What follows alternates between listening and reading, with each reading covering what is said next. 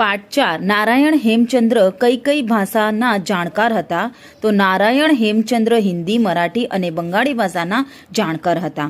આ ઉપરાંત તેમણે અંગ્રેજી અને ફ્રેન્ચ પણ શીખી લીધું. બીજો પ્રશ્ન, નારાયણ હેમચંદ્રને શો શોખ હતો? નારાયણ હેમચંદ્રને જુદા જુદા પુસ્તકો વાંચી તેનું ભાષાંતર કરી તેનું જ્ઞાન લોકો સુધી પહોંચાડવાનો અને જુદા જુદા દેશનો પ્રવાસ કરવાનો શોખ હતો. ત્રીજો પ્રશ્ન છે, ગાંધીજી અને નારાયણ હેમચંદ્ર વિશે શું સામ્ય જોવા મળે છે? તો ગાંધીજી અને નારાયણ હેમચંદ્ર વચ્ચે વિચાર અને આચાર સામ્ય જોવા મળે છે. અમેરિકામાં નારાયણ હેમચંદ્ર પર શો આરોપ મૂક્યો?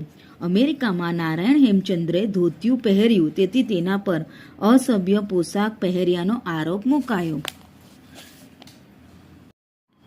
શા કારણે નારાયણ હેમચંદ્ર વિચિત્ર લાગતા? તો નારાયણ હેમચંદ્ર બેડોળ પાટલુન, ઉપર ચોળાઈ ગયેલો, કાંઠલેથી મેલો બદામી રંગનો નેક ટાઈ